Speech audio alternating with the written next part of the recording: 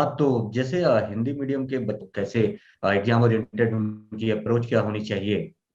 तो सबसे पहले तो बात यह है कि मन से ख्याल निकाल देना चाहिए कि मेरा मीडियम हिंदी है, और मेरा जो इंग्लिश मीडियम वाले हैं उनका ज्यादा सिलेक्शन होता है, हमारा कम होता है। ऐसा नहीं है, यूपीएससी ऐसा कुछ अगर हिंदी मीडियम के बच्चे सिलेक्ट होकर जाएंगे तो उनको वहां से बाहर नहीं कर देगी कि आप हिंदी मीडियम के हो तो बाहर चले जाओ।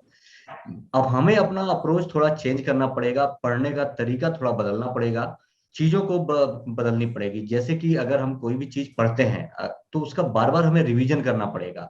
और जो स्ट्रेटजी है पढ़ने की, वो तो सबसे पहले बेसिक एनसीईआरटी पढ़ना पड़ेगा और मेंस ओरिएंटेड अप्रोच पहले रखनी पड़ेगी। ठीक है। और जो भी पढ़ें उसके लिए बच्चों को बार बार उस सेक्शन से आंसर राइटिंग करना पड़ेगा जो भी जीएस के विषय पढ़ रहे हैं। मतलब लिखने का जो प्रैक्टिस है वो ज्यादा से ज्यादा करना पड़ेगा। जितना ज्यादा लिखेंगे उतना ज्यादा उनके अंदर और भी सुधार होगा। बेसिकली क्या होता है कि बच्चे पढ़ाई तो शुरू करते हैं लेकिन टेस्ट सीरीज वगैरह से आंसर राइटिंग वगैरह से करते हैं, जो कि ये सबसे इंपॉर्टेंट है। क्योंकि जो आप पढ़े हैं अगर आप उसका परीक्षण ही नहीं करेंगे कि आपकी तैयारी कितनी हुई है, आपको कितना आता है, तो फिर आप कैसे उसमें आगे का सुधार कर सकेंगे।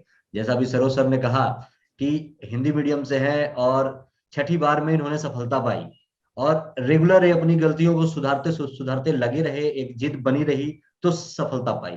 और एक विजन क्लियर होना चाहिए कि मुझे यूपीएससी ही क्रैक करना है। जैसा सर ने बताया कि नहीं, जिद थी, ये रखना पड़ेगा। पता चलता है कि हिंदी मीडियम के स्टूडेंट आते तो हैं तैयारी करने, लेकिन साथ में वो फिर एसएससी भी देने लगेंगे, और भी अदर एग्जाम की तैयारी करने लगेंगे, तो वहाँ डाइवर्जन हो जाता है। तो एक फोकस रख के तैयारी करेंगे, सही दिशा में तैयारी करेंगे, तो बिल्कुल उन्हें सफलता मिलेगी ही मिलेगी। और स्ट्रेटजी पढ़ाई की कोई बहुत बड़ी स्ट्रेटजी नहीं है। 7 से 8 घंटे भी रेगुलर पढ़ेंगे तो सिलेक्शन पाएंगे। ऐसा नहीं कि यूपीएससी के लिए तैयारी करना है तो 14 घंटे, 15 घंटे, 18 घंटे पढ़ना है। ये सब कॉन्सेप्ट गलत है। 6 से 7 घंटे, 7 घंटे मोर देन सफिशियंट, लेकिन ये रेगुलर होना चाहिए, रोज होना चाहिए। ऐसा नहीं कि आज 7 घंटे पढ़ा फिर कल 2 घंटे पढ़ रहे हैं। ये रेगुलरिटी में होना चाहिए, रोज का एक रूटीन होना चाहिए कि आज ये मेरा टास्क है, आज मुझे इतना कंप्लीट मतलब कंप्लीट करना है, तो इसे मैं करूंगा ही करूंगा। अगर किसी वजह से छूट जाता है, किसी दिन का तबीयत खराब हो गई या कुछ भी हो सकता है, तो उस दिन का आप आगे कैसे कवर करेंगे, ये आपको स्ट्रेटजी बना के चलनी पड़ेगी। तब जाकर के एक कहीं सही आप दिशा में तैयारी कर रहे हैं और सफलता फिर आपको मिलनी ही मिलनी है। सर यही सब नॉर्मली सारे सारे तरीके हैं।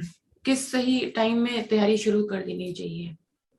और इसके लिए कोई उतना ज्यादा सही टाइम का नहीं है। अगर आप जैसा सर ने कहा कि जब ग्रेजुएशन में थे तब से ही कर रहे थे, तो ये बिल्कुल सटीक समय है कि आप ग्रेजुएशन करते समय आप तैयारी कर सकते हैं। ये बिल्कुल सही समय होता है कि आप एक अपने नए, अगर आप ग्रेजुएशन के साथ साथ तैयारी कर रहे हैं तो ग्रेजुएशन कंप्लीट होने होने तक 21-22 साल 23 साल की उम्र में अगर आपने अच्छी में मेहनत करी है तो आप आईएएस बन सकते हैं।